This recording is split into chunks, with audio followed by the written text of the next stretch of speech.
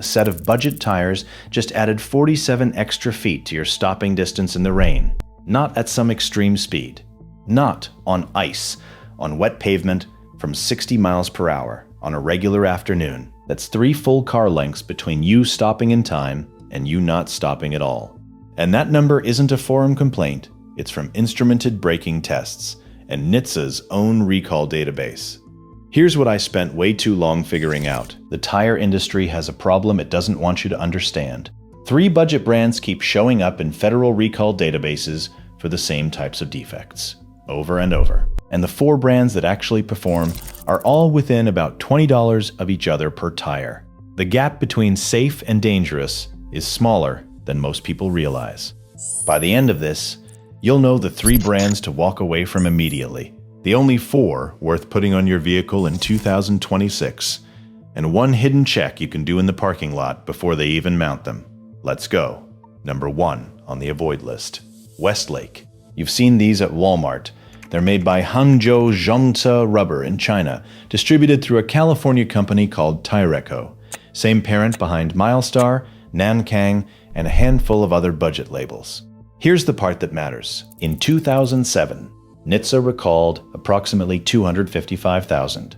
Westlake, Compass, Telluride, and YKS light truck radials under campaign 07T003000. The defect was a missing gum strip.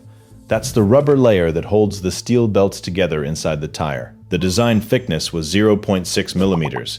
Some tires had half that. Some had nothing at all. The recall happened after a van on Telluride-branded tires rolled over in Pennsylvania and killed 2 men in 2006. The tire looked fine on the outside. The failure was invisible until it wasn't. That recall is 18 years old, and many of those tires were never returned.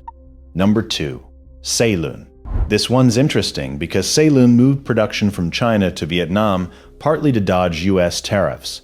But in 2021, NHTSA campaign 21T018000 recalled 84,351 trailer tires from that exact Vietnam plant. Factory code 1YJ. The defect was a steel belt design change made during the production move that caused tread separation.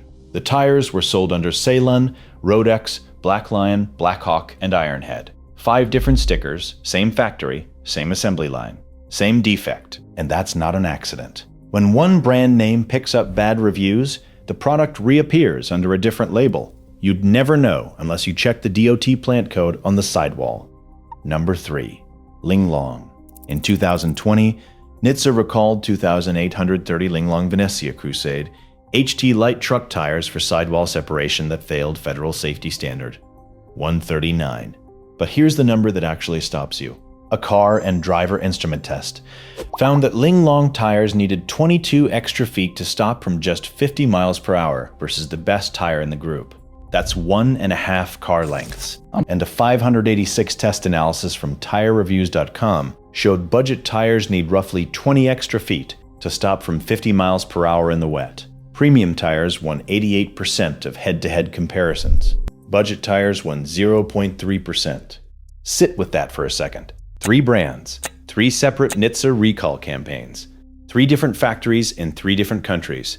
The pattern isn't one bad batch, it's a manufacturing philosophy. The branding outlasted the standards. If this has you thinking about what else you own that was built the same way, you're not wrong. The No BS Buyer's Vault does for mowers, chainsaws, generators, and pressure washers exactly what this video just did for tires. Every model ranked, every hidden spec laid out.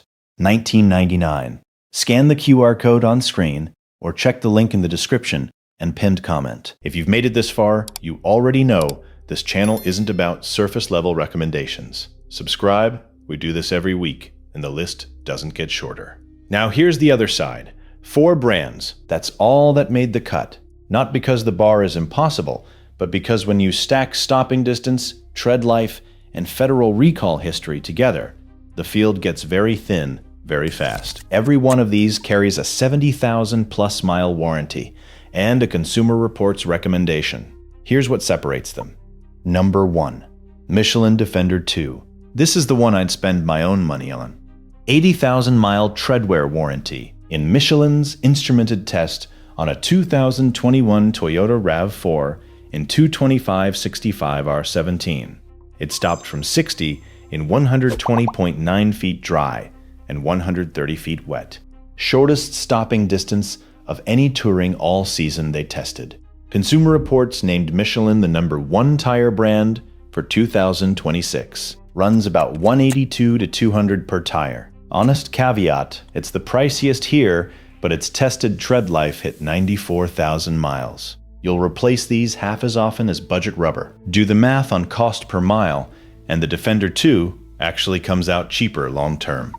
Number 2. Continental True Contact Tour 54. Just replace both the Pure Contact LS and the older True Contact Tour.